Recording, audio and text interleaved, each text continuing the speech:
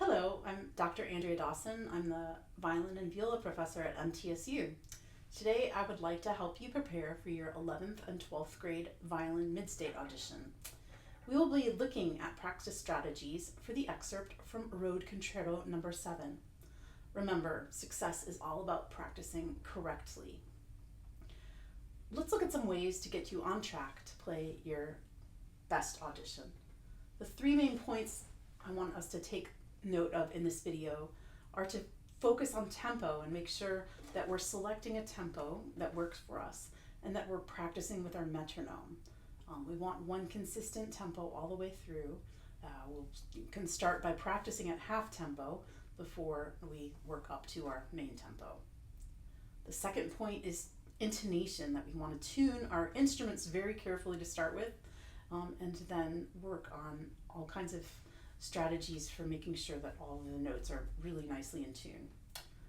And the third point is that we want a beautiful tone throughout, a beautiful tone in the passage work as well as the more melodic parts, and looking at what that requires in terms of bow technique. So the first thing that I would like to look at is some of my suggestions for fingerings in this piece. I've seen a lot of different options for fingerings, and so I'm just going to show you what the ones that I like. You do not have to do them, but if you want to, you can take them as a suggestion. In the first line, I like to start in fifth position so I can vibrate the E very nicely, and then I shift down to the C natural with the third finger. And then in the second measure, I shift back up on the same notes from A to C. In the third measure, back down to third position on the B. So fairly straightforward. On the second line, I play in third position primarily. I use an extension to get to the E in bar 7, and then back to third position for the C. At the end of the line, I'm using the G sharp to shift down to second position from A to the G sharp of that half step. On the third line, you can see that this is all in second position. It works beautifully in second position. It's comfortable. We don't have to shift until the next line, so I really recommend using second position for this part. On the fourth line, we're going to use that pattern, that sequential pattern, to use a sequential fingering. Each of the second notes of the beats where the shift is starts with a second finger. So you can see what those second fingers are. Second finger on A on the and of 1 of 11, second finger on B into third position on the and of 3 in measure 11, and then measure 12, the and of 1, fourth position, 2 on the C, and on the and of 3, second finger, fifth position on the D. This fingering works very well because it's a pattern. We do have to think about that changing half and whole steps, but that's something to think about. Moving on to the fifth line, this is my fingering. Do whatever you like. I know we can do an extension at the top. I want vibrato on that high note, and I would much rather vibrate my third finger than my fourth finger, even though we're supposed to be able to vibrate the fourth finger. So the fingering that I use is, I'm in fifth position already, starting on this line, C sharp, first finger. I use the first finger to shift to what starts off as seventh position, 1 on the E, and then I extend 1, 2, 3 on those 3 notes. That seems like a lot of extensions, but because it's so high, those notes are not very far apart, so it's pretty comfortable. And that gets me to a third finger on that high B flat. And then on the way down, I use the half steps, B flat down to A, 3, 3, 2, 1, and then I shift on the half step again to the E on a third finger. So that fingering works for me. If it doesn't work for you, use the one that does. All right, and then the last line, I'm in the fifth position from before, third finger at the beginning of the line, going down to the third finger on the C, just like I did at the beginning. And I recommend staying in third position for this whole line because we'll get some beautiful vibrato with our second finger on those long notes, and it's a nice darker sound crossing over to the D string. So those are my fingering suggestions. and we will take a look at how to practice some of these things. So the first thing is I'm going to work on some shifting practice. These exercises are designed around the fingerings that I use, so give them a try, and if you're using different fingerings, you might find some ideas from how to practice these. Here we have the very opening notes. We're going to practice shifting down the first two and then up, back up. So this basically practices both the shift in the first measure and the shift in the second measure. I'm going to use my A to tune that. So I find my E.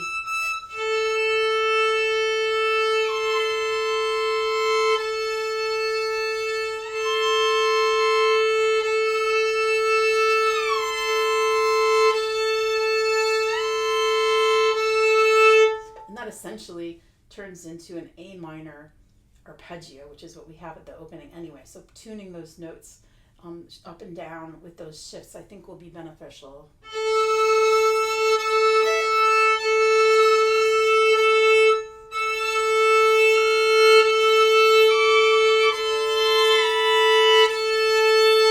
And then that's next exercises to get the rest of the notes filled in. So that is a good shifting exercise for that very first line. A shifting exercise to help us get into second position in measure 8, again my suggestion, is to use the open A to tune. We can tune the C,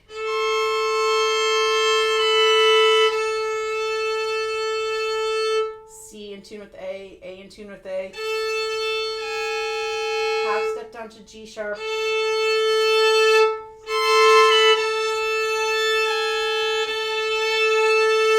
using the A to make sure that both of our A's are really beautifully in tune. All right, the next intonation spot we want to take a look at is measure 13. We have this diminished seventh arpeggio up the, right, which, up there, maybe those notes are hard to hear. So the first thing that we want to do is play them down an octave so we have a model for what they need to sound like.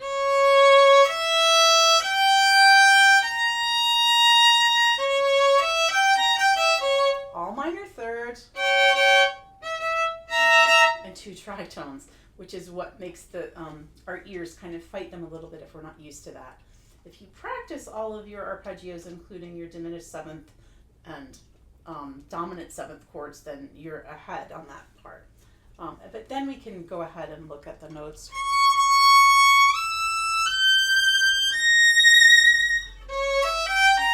And make sure those two sound exactly the same. Okay, moving on to our next little puzzle, getting down from that top note.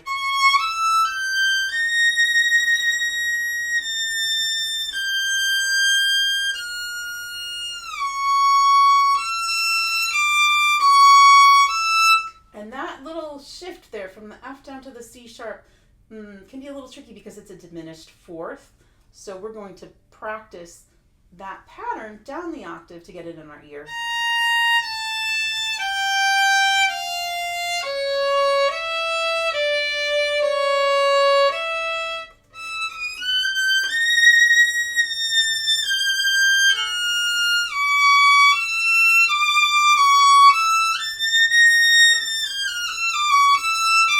Before we can put that together. So give yourself get creative, make some exercises for yourself so that you are putting things in context. Sometimes the best way to figure out how to get from one note to another is either to add a note in between or skip one of the notes before you get back to it. So that's something to try. Next intonation bit is the finger pattern in measures 9 and 10. So this passage, right? It's the same notes kind of over and over. We have the notes on the E string, kind of an octatonic pattern, or half, whole, half. With those two, the A and the C can tune to the A string with a half stop. So really clarifying that in your ear and in your hand. Feel those half steps really very definitely. And then as we go down to the A string, all the fingers stay the same except the first finger has to reach back. So I would really kind of evaluate those patterns and make sure that they're very, very familiar so that you can practice it slowly in context. All right, so next we have the changing of the finger patterns. We just looked at the first, the one from the previous line is where we start, that half whole half pattern. Right, so half whole half, G sharp, A. Then we shift to third, and the half step moves to the second and third fingers. Now a whole half whole pattern. We move up to fourth position, 1, 2 half step. Then we move up to fifth position to the C sharp, new note. And we find that half whole half pattern again. And now here, it's closer. The fingers are very close together, so those half steps have to be with very tall fingers to make sure they are in tune, meaning we have to get our hand higher, pivot around the instrument, and really be able to get your fingers close together there. So this is an exercise to help you evaluate those patterns so you can play this nice sequential fingering. Well, let's take a look at what that sounds like in context.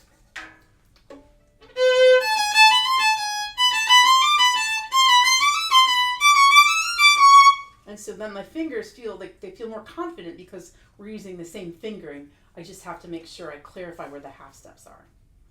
Okay, now the next thing we're going to look at is the use of the bow. I talked about really wanting to have a good tone on this. And so of course, the first place that we want that is in the opening. Now at the beginning of this excerpt, it's marked mezzo forte. Not forte, but also not piano.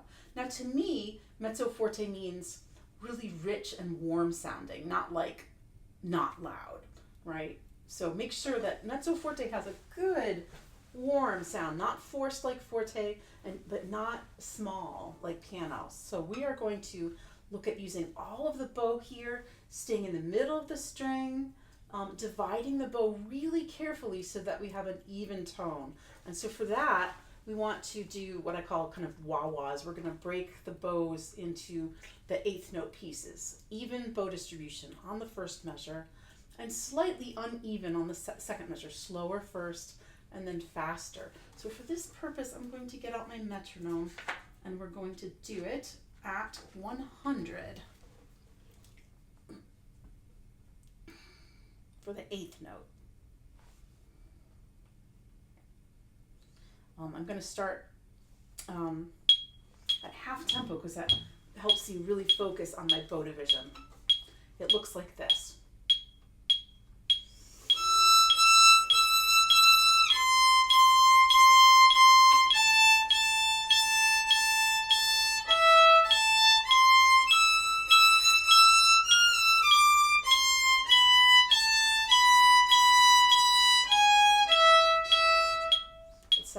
So you notice the bow speed is pretty good.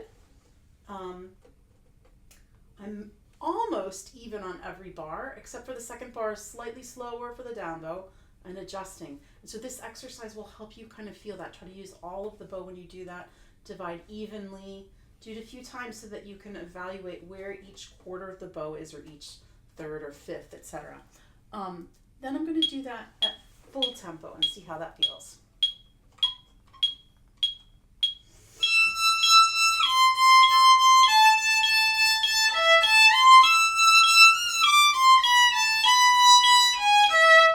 I'm not making as much out of the wahs, but I'm really paying attention to where those notes go. And then that equates into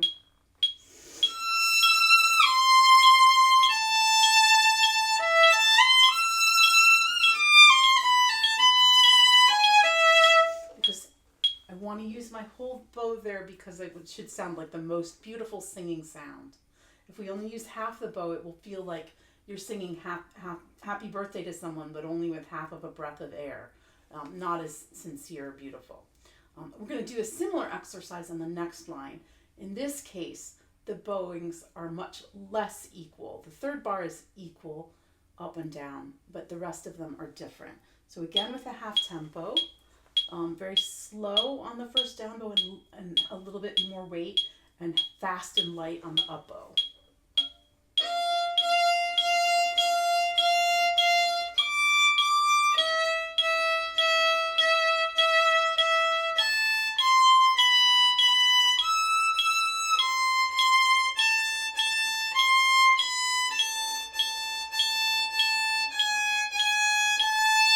You'll notice that for this exercise, I changed the rhythm just a little bit, and that's okay for this bow exercise.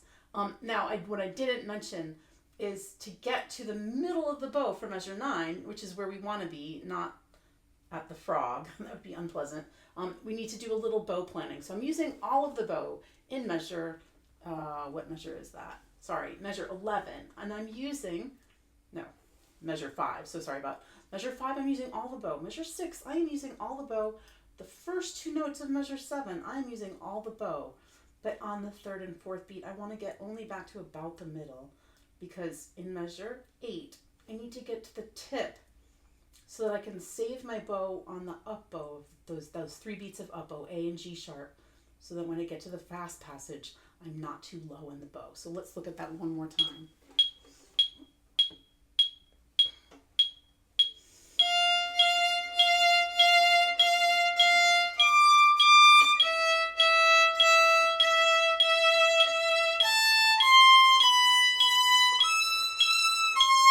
Half bow to the tip, save your bow so that I can be there. Now I need to do that at full tempo once.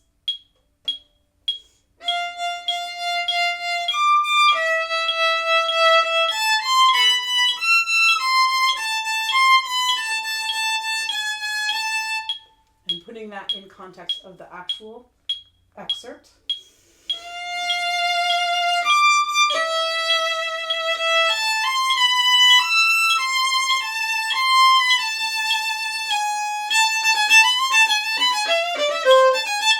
Exactly where I need to be for the next part. All right, good. I recommend that exercise so that we have very good bow planning there. Next, what I didn't talk about is a reminder that good tone comes from good posture.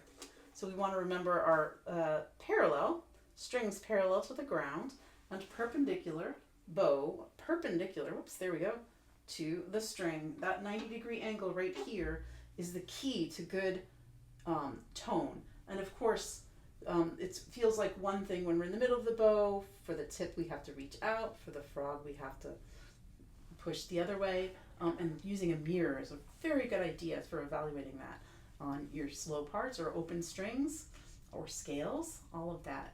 So definitely use a mirror for that. We're looking at generally playing in the middle of the string or higher as we go up. So when I do good tone for this 5th position is maybe like an inch from the bridge, and every note that I play after that going up needs to be closer.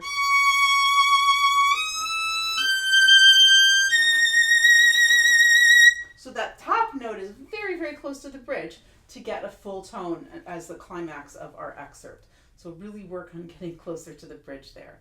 And as we do that, we also have to add some weight. Remember that weight has to do with a leaning in the hand and relaxation, pushing the stick towards the hair using your index finger, but not by pinching or squeezing.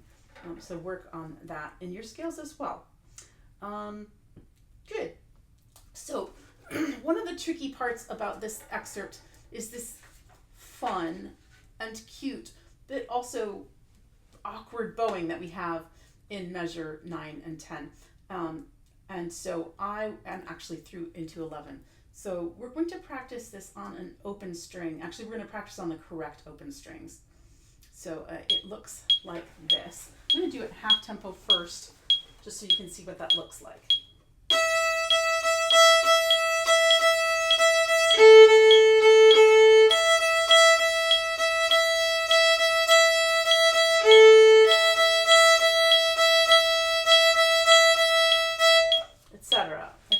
again maybe. To clarify, you're probably thinking there are eighth notes where there aren't eighth notes. The eighth notes are about where there are slurs. Your bow is playing an eighth note sometimes when your left hand is playing 16th notes. Let's try that again.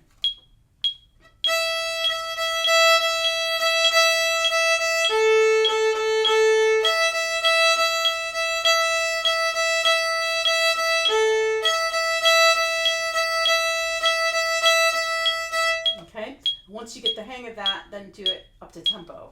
Let's see if I can do it. I may mess this up.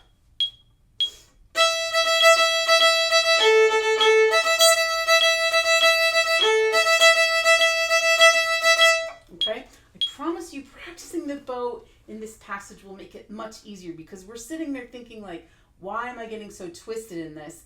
Are the notes hard? And you've learned the notes and you need to practice the bowing as well. So that's a very important element to do.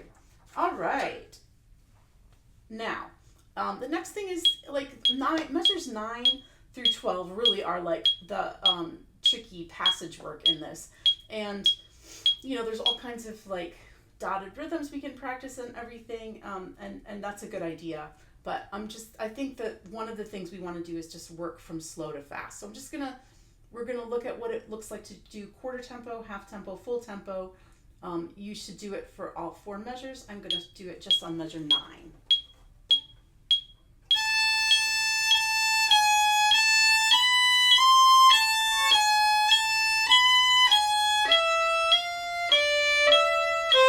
So that's quarter tempo, half tempo,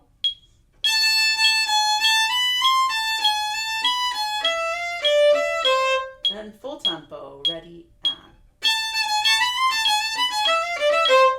Okay, so of course I'm doing 100. If you want to do it faster, you can go up to 120, is recommended. Remember that for these auditions, you want to do the fastest tempo that you can play very well, and not try to play faster than you can play well, because tempo is an element, but so is everything else. So if you destroy your tone and your intonation and your shifting and your cleanliness in the interest of playing faster, it's not going to help your score.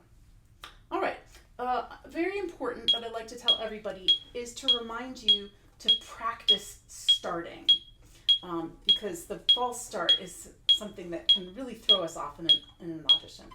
So the first thing we're going to do is practice finding our note. Now what I'm doing is I'm getting my left hand set. I don't get to play the notes, but if I were playing them, it would be something like that to find my first E. So I'm tapping A, going up the scale, tapping C, going up the scale, and I can hear that. That much tapping is not going to hurt you in the audition. If you're like doing a lot of that, then that's not good. So my left hand is set. I'm going to practice with my metronome on. My left hand is set. I'm going to count 1, 2. I'm going to set the bow on 3. I'm going to breathe on 4, and then I'm going to play on 1. Now, when you set your bow, don't grab the string, because we don't want that sound at the beginning. Just touch lightly. So let's see if I can do this. 1, 2. And we're going to do that 500 times. Left hand is set. I'm counting. 1, 2. And I'm remembering to set my bow with the frog because I want to use a whole bow. So I would practice that many, many times a day. Practice starting, because you need, when you're getting nervous, you will not remember what you want to do. Your heart is beating and everything flies out your brain. So you want something that is just natural, that you've practiced over and over, which is starting. Okay, a little bit of comments on dynamics and musicality. We want to vibrate all the notes in the beautiful passages. And this means measures 1 through 8, vibrato on every single note, and measures 13 through the end, vibrato on every note. So really think about warming up your vibrato. You can do whatever vibrato exercises you have. I could make a whole other video on that. But definitely vibrate very warmly at the opening.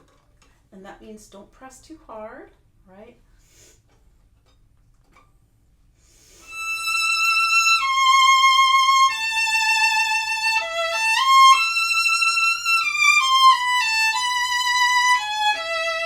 So really think about how warm that sound can be.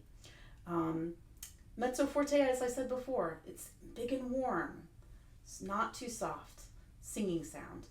Shape your phrases. As it goes down, we can get a little softer. As it goes up, we get a little louder. There are a few dynamics marked in here, mezzo forte and then crescendo and 12 and then forte. But I think if that's all we do, it doesn't sound very musical. So to make it more musical, we have to notice things like a 9 is maybe a little more, and then 10 a little less, so we can bring out the crescendo.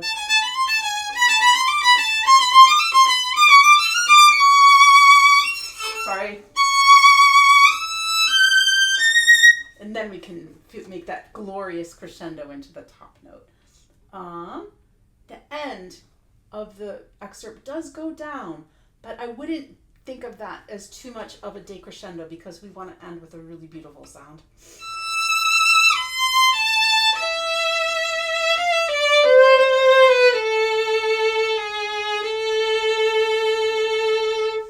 And remember to count 4 beats on the last note. All right, these are just a few suggestions for how to practice this. I hope this video helps you in your mid-state preparation. If you have any questions about anything that we've talked about, please don't hesitate to email me. My address is andrea.dawson@mtsu.edu. I wish you all the best and happy practicing.